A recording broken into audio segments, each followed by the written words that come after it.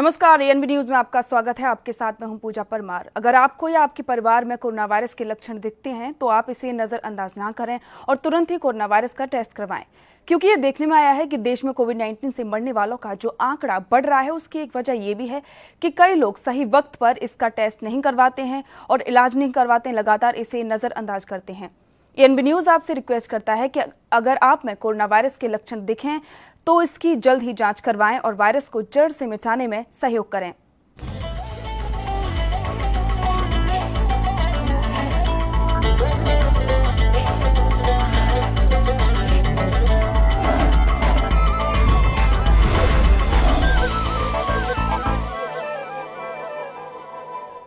स्वर्णिम मध्य प्रदेश और छत्तीसगढ़ में खबरों की शुरुआत करते हैं। छत्तीसगढ़ के मुख्यमंत्री भूपेश बघेल ने बीजापुर जिले को बड़ी सौगात दी है।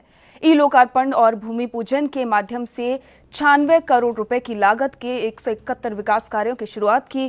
कार्यक्रम का आयोजन बीजापुर जिले के विकासखंड मुख्यालय भैरमगढ़ के सामुदायिक स्वास्थ्य केंद्र में किया गया। मुख्यमंत्री बघेल अपने निवास कार्यालय से वीडियो कॉन्फ्रेंसिंग के जरिए जुड़े। मुख्यमंत्री ने भैरमगढ़ सामुदायिक स्वास्थ्य केंद्र में नवनिर्मित ट्रोमा सेंटर का उद्घाटन किया। उन्होंने इस मौके पर भैरमगढ़ में इंद्रावती नदी के आवागमन के लिए बोट और एक एम्बुलेंस उपलब्ध कराने की घोषणा की।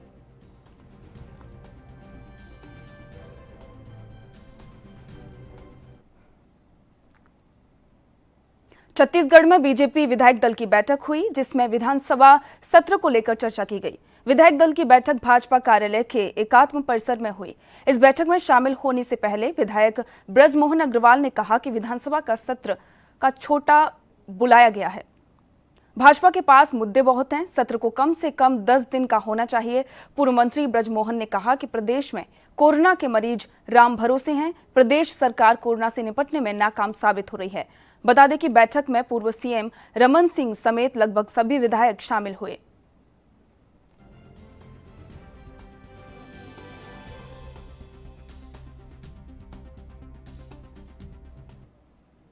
मध्य प्रदेश के पूर्व सीएम और कांग्रेस अध्यक्ष कमलनाथ ने ट्विटर पर कवर पेज पर भगवा कपड़ों वाला चित्र लगाया है। इसके अलावा कई कांग्रेस नेताओं का झुकाव भगवे की तरफ देखने को लेकर पार्टी के विधायक लक्ष्मण सिंह ने नसीहत दी है।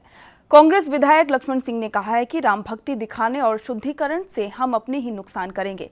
ऐसा करके बसपा को फायदा होगा, लेकिन कांग्रेस पार्टी इन मुद्दों पर जनता के बीच नहीं जाती।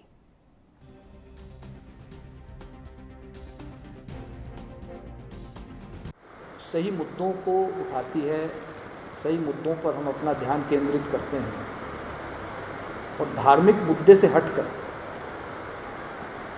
ये शुद्धिकरण और ये जय श्री राम ये कांग्रेस करेगी तो कांग्रेस का वोट बढ़ेगा नहीं, बहुजन समाज पार्टी का वोट जरूर बढ़ जाएगा।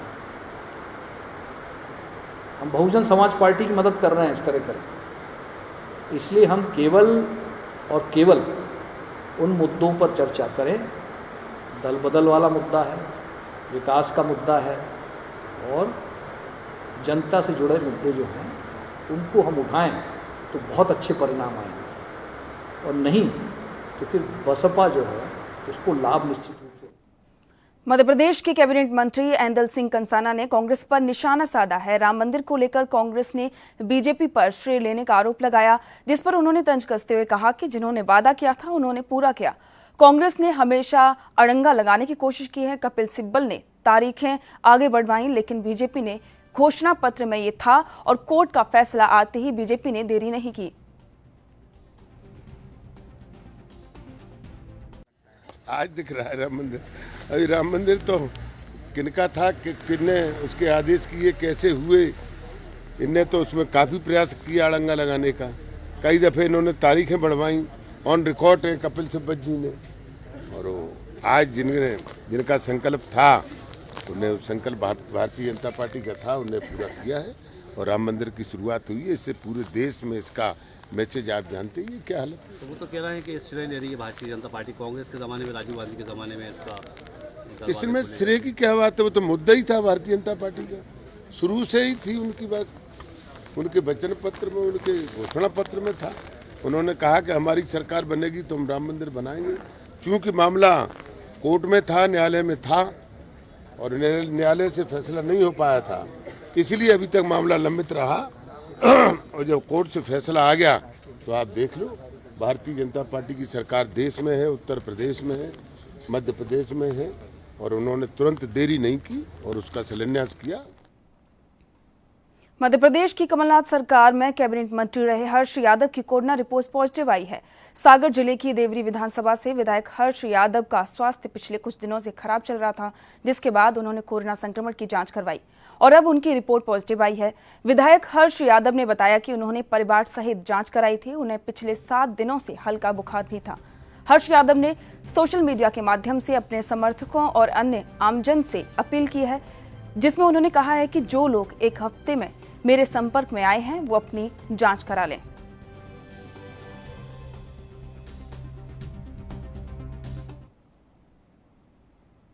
मध्य प्रदेश के मंदसौर में विधायक यशपाल सिंह ने बड़ी कार्रवाई की है। जिला चिकित्सालय के मुख्य स्वास्थ्य अधिकारी को सरकारी हॉस्पिटल में ही प्राइवेट इलाज करते हुए रंगे हाथों पकड़ा है। सीएमएचओ अधीर कुमार ने हॉस्पिटल के बाहर एक मेडिकल निर्धारित कर रखा था, जहां पर 300 रुपए देकर पर्ची कटवाई जाती थी, जिसको सरकारी हॉस्पिटल में दिखाकर सिविल सर्जन से इलाज करवाया जाता था। विधायक यशपाल सिंह सिसोदिया को इसकी शिकायत कई दिनों से मिल रही थी।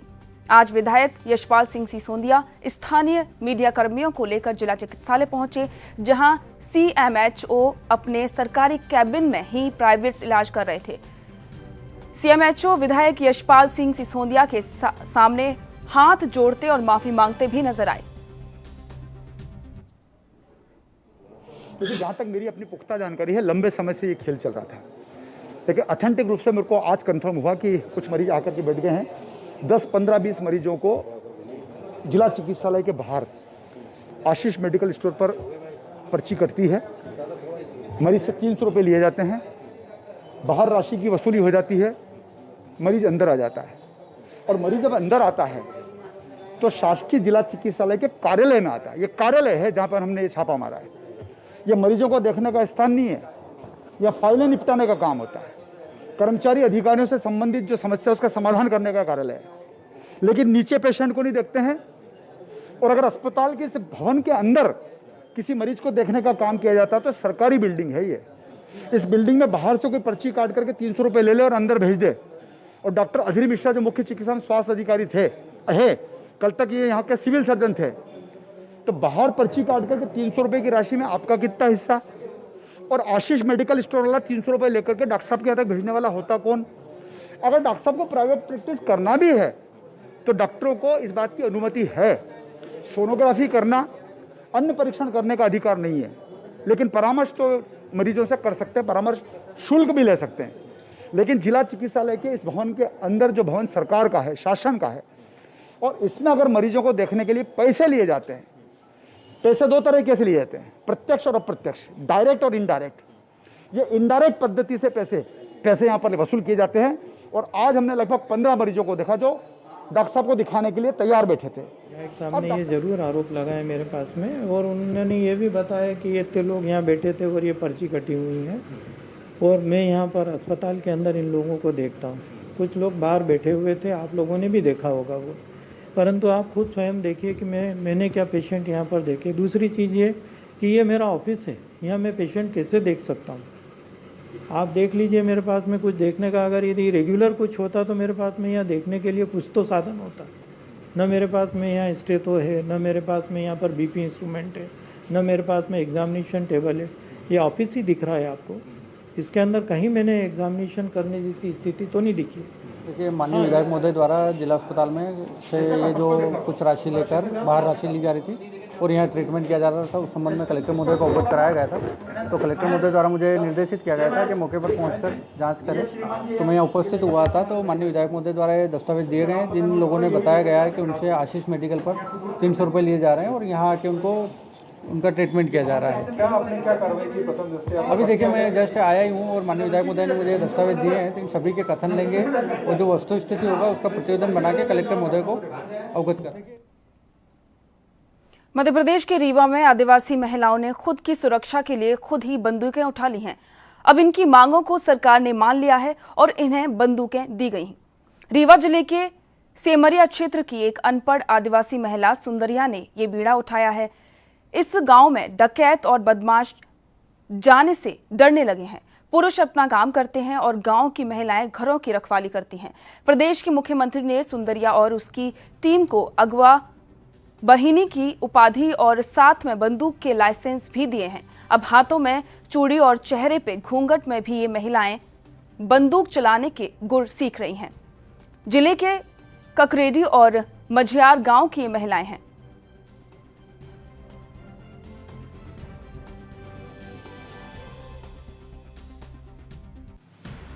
जो कि हमारे 9 लोगों का बंदूक मिली है। तो जंगल क्षेत्र से लगा हुआ हमारा गांव है, डकैत देश है। तो हम लोग मुख्यमंत्री जी से मांग की है कि हम ही आतिमा की रक्षा की खातिर बंदूक चाहिए, जो कि हम अपने पुरुष लोग हमारे भाई नहीं रह पावे घर में। तो जब नहीं रहें तो हम कौनो परेशानी आई तो हम मतलब सामना कर सकी। तो ये से कि बंदूक के हम लाइसेंस मांगन, मुख्यमंत्री हमका लाइसेंस दीन, मुख्यमंत्री द्वारा हमका लाइसेंस मिला तो हमका बंदूक हम लोग जाए। आप गश्त भी करती हैं जाके आप लोग? जी, जैसे जो पास में गांव है, जिसे अपन हर्रई है, मझियार है, हटहा है, ई गाँवन में ककड़ेरी है, जो कि इन गाँवन में जंगल क्षेत्र से लगे हैं, बुसौल है, डाढ़ा है, इन गाँवन में हम लोग पहुँच जाए बंदूक लेकर के। का सामना हम लोग ये से सहारा ले थे पुलिस के कि ऐसे कि जब डकैत लोग पहले रहे आतंकवादी आवत रहे डकैत, ता उनका ये से कि हम मांग की है मुख्यमंत्री से कि हमका बंदूक चाहिए, जो कि डकैत लोग आवत है तो उनका हम सामना कर सकी। तो जब से ये बंदूक हम लोग पाए गए तो अब यहाँ मतलब छत्तीसगढ़ के बिलासपुर से भ्रष्टाचार का मामला सामने आया है। कोटा ब्लॉक के ग्राम पंचायत करगी कला में सरपंच और सचिव ने कोरोना महामारी की आड़ में जमकर भ्रष्टाचार किया है, ऐसे आरोप लगाए जा रहे हैं। सरपंच सचिव का कहना है कि 14वें वित्त की राशि में से 2,80,000 रुपए गांव में मास्क वितरण और सैनिटाइजर का वितरण, साबुन का वितरण किया गया है और क्वारंटीन किए गए लोगों को खाना भी खिलाया गया है, जिसमें ग्रामीणों का आरोप है कि पूरी पंचायत में किसी को भी कोई सामग्री पंचायत ने नहीं दी है। केवल 8 से 10 लोगों को 5 रुपए वाला एक मास्क दिया गया है। ग्रामीणों का आरोप है कि मनरेगा के मजदूरों को मजदूरी भी नहीं दी गई है।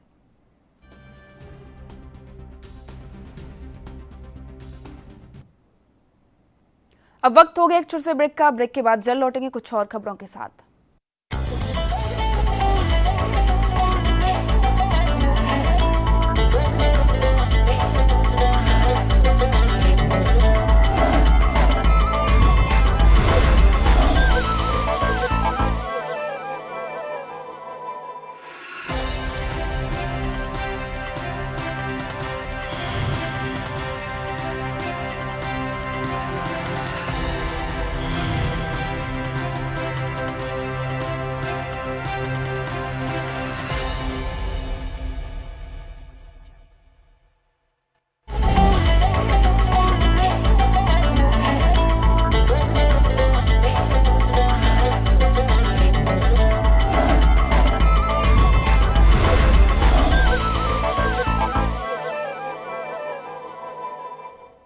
ब्रेक के बाद आपका स्वागत है। बढ़ते अगली खबर की ओर। छत्तीसगढ़ के बलौदाबाजार में कोविड अस्पताल में कोरोना संक्रमित 6 महीने के मासूम बच्चे की मौत हो गई है।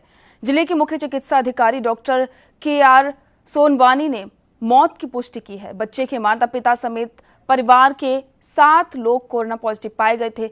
रिपोर्ट के बाद सभी को 5 अगस्त को कोविड हॉस्पिटल में भर्ती कराया गया था, लेकिन इलाज के दौरान मासूम बच्चा कोरोना महामारी से हार गया और उसने दम तोड़ दिया।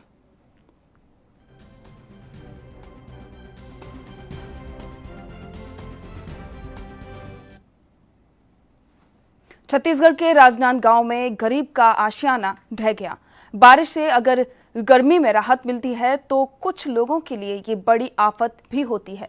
जिले के छुईखदान ब्लॉक के गंडई नगर में कुछ ऐसा ही हुआ। एक गरीब परिवार जिसका काम मिट्टी के बर्तन बनाने से चलता है, अब उसके घर पर छत कैसे बनेगी? परिवार के मुखिया को इस बात की चिंता सता रही है।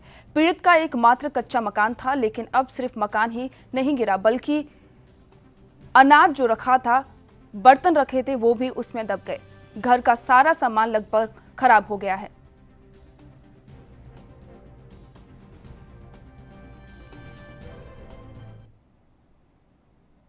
छत्तीसगढ़ के महासमुंद में मानव जन कल्याण संस्था का संचालन किया जा रहा है। संस्था मानव सेवा का काम कर रही है। लोगों को मानव सेवा के लिए जागरूक भी किया जा रहा है। हमारे संवाददाता ने मानव कल्याण संस्था के संस्थापक से खास बातचीत की। हम पहुंचे हैं महासमुंद जिला अंतर्गत झलब में। यहाँ पर मानव जन कल्याण संस्थान के ऑफिस में आइए मिलते हैं हम यहाँ के संस्थापक अध्यक्ष विजय चतुर्वेदी जी से। चतुर्वेदी जी, आप बताएंगे संस्था के जो उद्देश्यों के बारे में? जी, हमारी संस्था मानव जन कल्याण संस्थान छत्तीसगढ़ 2014 में इस संस्थान का गठन किया, मेरे द्वारा गठन किया गया था।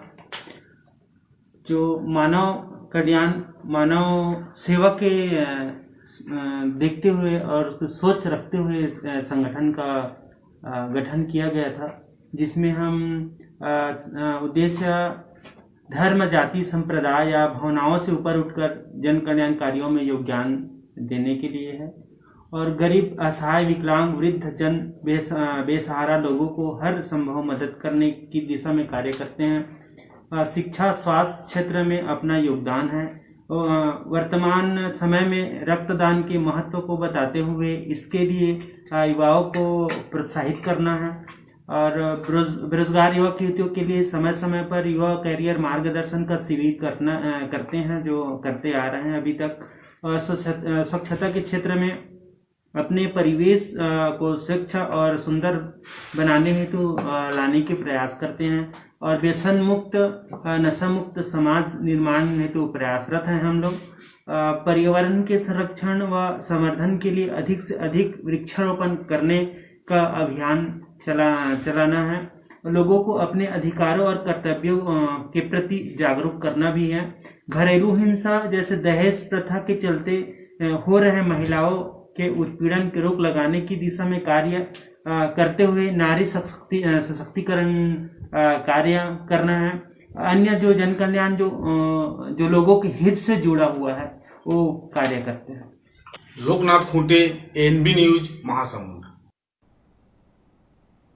खबर छत्तीसगढ़ के जशपुर से है, जहां नगर पंचायत कोतवा में डीएसए फ्यूल्स पेट्रोल पंप में बीती रात बड़ा हादसा हो गया।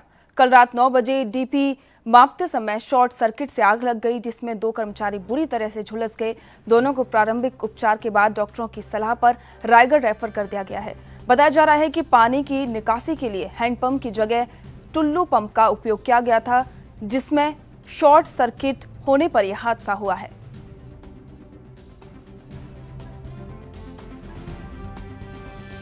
जी, अब हम खड़े हैं जशपुर जिले के पत्थलगांव ब्लॉक के नगर पंचायत कोतवा में। यहाँ बीती रात, मतलब कल गुरुवार की रात लगभग 9 बजे सीपेज पानी की निकासी को लेकर यहाँ पे शॉर्ट सर्किट हो गया था और उस शॉर्ट सर्किट में जिस समय डीपी मापा जा रहा था उस दौरान यहाँ पे कार्यरत 2 कर्मचारियों की आग लगने से गंभीर अवस्था में वो झुलस गए, जिन्हें आनंद फानंद में यहाँ के प्राथमिक स्वास्थ्य केंद्र में दाखिल कराया गया, जहाँ डॉक्टरों ने उचित उपचार के लिए रायगढ़ रेफर कर दिया गया है। जशपुर पत्थलगांव से एनबी रिपोर्ट, सज्जन बंजारा। लॉकडाउन के दौरान गरीबों को बांटने के लिए लाई गई सामग्री में घोटाले का मामला सामने आया है। मामले में रतनपुर नगर पालिका के अध्यक्ष घनश्याम रात्रे को पुलिस ने गिरफ्तार किया है। हालांकि मामला 1 महीने पहले दर्ज किया गया था। बीजेपी ने इस मामले में उन्हें जबरन फंसाने का आरोप लगाया था, जबकि कांग्रेस ने इसे गंभीर अपराध बताते हुए गिरफ्तार करने की मांग की थी। बता दें कि 5 जुलाई को सहायक खाद्य अधिकारी अशोक कुमार सवन्नी ने रतनपुर पुलिस में शिकायत दर्ज करवाई थी कि नगरपालिका अध्यक्ष ने अपने कार्यालय के कमरे में और नगरपालिका परिसर में अवैध रूप से सार्वजनिक वितरण प्रणाली का चावल लाकर रख लिया है। मामले की जांच की गई और वो इस गड़बड़ी में लिप्त पाए गए। तो पंचायत की तरफ से सरपंच सचिव आप मतलब मास्क नहीं दिए, आज तक कुछ नहीं दे। साबुन वाबुन हाथ धोए के एक घदेरी से वही शुरू में लॉकडाउन है कही थी ना, तो एक घर में देहरी से वही शुरू में और 3रा-4था महीना चला नहीं चला। एक तो कितना वाले दिए रही साबुन? वही 10 वाले वही कहूँ, छोटे छोटे रही से जितकी बड़े वो तो 5-5 रुपया। हाँ, मत कहा था 5 के दर में दे इसके। और उसके बाद और कुछ नहीं दे, आज तक ले नहीं देखे। सूखा राशन, चावल, सब्जी कुछ नहीं कहा था। अनाज फिलहाल अभी उस पैसे का तो कोरोना टाइम में ही खर्च किए हैं। कितने लोग थे आपके ग्राम पंचायत? मेरे ग्राम पंचायत में 87 मौजूद था। तो क्या पूरा पैसा खर्च हो गया? पूरा खर्च नहीं हुआ है। कितना खर्च हुआ? लगभग वही 2,80,000 करीब। 2,80,000 खर्च हुआ। क्या ग्राम पंचायत में जो ग्रामीण लोग हैं क्या उनको मास्क वगैरह सैनिटाइज वगैरह? हाँ ये गाँव वाले का आरोप है कि हमको कुछ नहीं मिला। गाँव वाले आरोप लगा दे रहे हैं ऐसे ही। आप यहाँ के जनप्रतिनिधि हैं, उसमें क्या करें? सैनिटाइज करवाए हैं, मास्क दिए हैं, डेटाल साबुन वितरण किए हैं, बाकायदा न्यूज़ में भी आया था कि डेटाल वितरण किए घर घर, सब तो किया है। और एक आध दो तो जिसको नहीं मिला होगा वो तो बोलेंगे ही कि नहीं मिला है करके, बाकायदा सभी को दिया गया है। कितनी जनसंख्या है ग्राम पंचायत? करीबन 4,000 हैं। तो वर्तमान में कितने लोग रहते हैं ग्राम पंचायत? वर्तमान में मध्य प्रदेश के बालाघाट में 2 कोविड सेंटर में लोगों को कोरोना पॉजिटिव बताकर रखा गया है, लेकिन मरीजों को उनकी रिपोर्ट नहीं दी गई है। मरीजों के लिए बनाए गए प्रोटोकॉल का पालन किए जाने का दावा प्रशासन कर रहा है, लेकिन 4 दीवारी के भीतर क्या हो रहा है इसकी असलियत वहां भर्ती मरीजों ने ही बताई। एक वीडियो सोशल मीडिया पर वायरल कर प्रशासनिक व्यवस्थाओं की पोल खोल कर रख दी है। कोरोना मरीजों की छुट्टी करते वक्त भी उनकी कोई जाँच नहीं की जाती।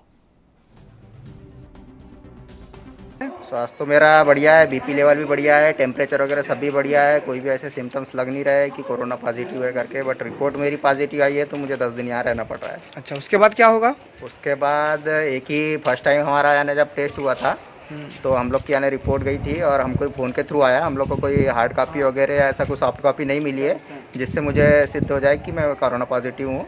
प्लस इसके बाद मुझे 10 दिन रहने के बाद यहाँ से ऑटोमेटिकली घर रिफ़र कर देंगे लोग। जैसे टेस्ट वेस्ट होगा कुछ? नहीं, इसके बाद कोई टेस्ट नहीं होगा, सीधे घर। यानी जो समस्याएं आपके माध्यम से हम मुझ तक आएंगी, मैं जिला प्रशासन को, हमारे कलेक्टर को, CHMO को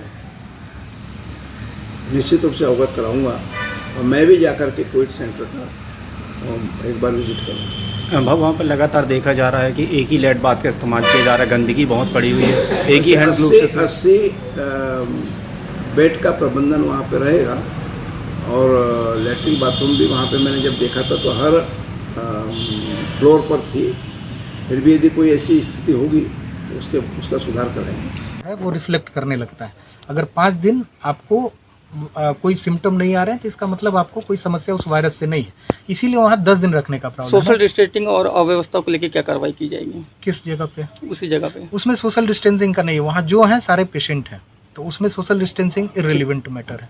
सोशल डिस्टेंसिंग क्वारंटीन सेंटर के लिए है, बाहरी जो हॉस्पिटल है उससे बाहर की चीज़ है।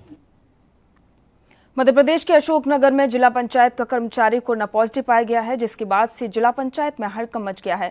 कर्मचारी के कोरोना पॉजिटिव मिलते ही जिला पंचायत CEO ने सभी अधिकारी कर्मचारियों को कोरोना टेस्ट करवाने के निर्देश दिए हैं, जिसके उपरांत पूरे स्टाफ ने जिला अस्पताल पहुंचकर कोरोना टेस्ट करवाया है। वहीं स्वास्थ्य विभाग ने रिपोर्ट आने तक सभी को होम क्वारंटीन होने की सलाह दी है। स्वास्थ्य विभाग ने पूरी जिला पंचायत को सैनिटाइज कर 3 दिन तक सील कर दिया है।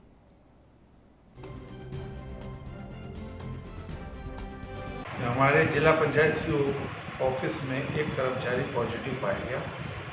जो व्यक्ति को पॉजिटिव आया उसको हमने उसके घर से लाके DCSC में भर्ती कर दिया है और चूंकि बहुत सारे लोग ऑफिस के उसके साथ कार्य करते थे इसलिए वो भी लोग लगभग 20 लोग जिला पंचायत CO साहब के ऑफिस के हमारे यहाँ जांच कराने आए हैं और जब तक जांच पॉजिटिव नेगेटिव ना आए तब तक हम उनको क्वारंटाइन करेंगे। सर, जिला पंचायत CO भी कार्यालय ही बंद कर दिया है। हाँ जी, इसके बारे में मैं नहीं बता सकता क्योंकि मैं केवल जांच के बारे में बता। सर, ये जो कर्मचारी है इनके सैंपल में इनके परिवार वालों को भी क्वारंटाइन किया है?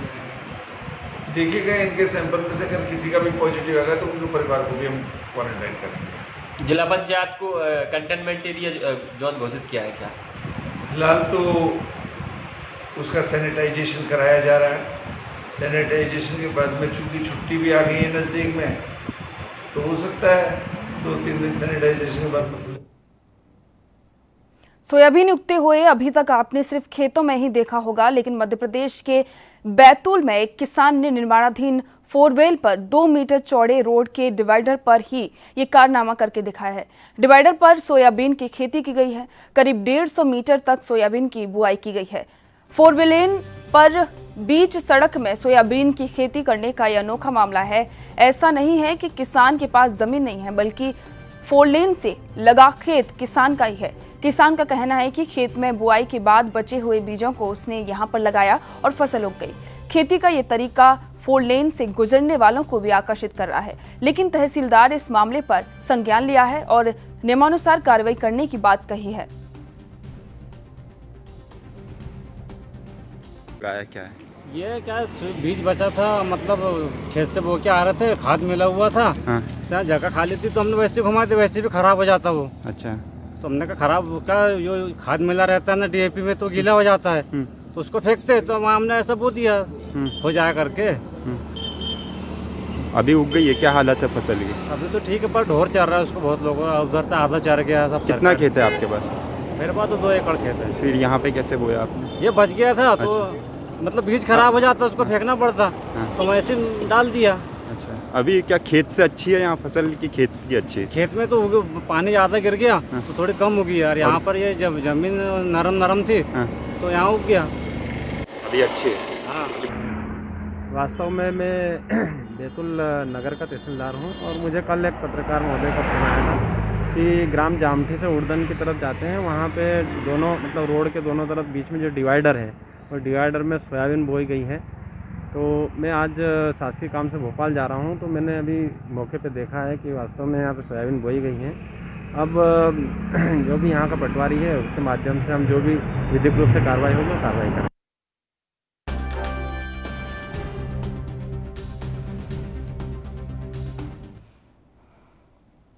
मध्य प्रदेश के मंदसौर जिले में एक 10 फीट लंबा अजगर देखा गया। गरुड़ तहसील के खाखरी गांव में एक किसान के खेत में सुबह के समय अचानक से 10 फीट लंबा अजगर दिखाई दिया। किसान सरदार सिंह के खेत में अजगर पाए जाने के बाद गांव में ग्रामीणों की भीड़ अजगर को देखने के लिए उमड़ पड़ी और साथ ही कुछ लोगों में अजगर की दहशत भी देखने को मिली। ग्रामीणों ने तुरंत इसकी जानकारी उप वन खंड गरोट वन विभाग को दी। वन विभाग की टीम मौके पर पहुंची और ग्रामीणों की मदद से 10 फीट अजगर का रेस्क्यू किया गया, जिसे पकड़कर गांधी सागर वन क्षेत्र के जंगलों में छोड़ा गया।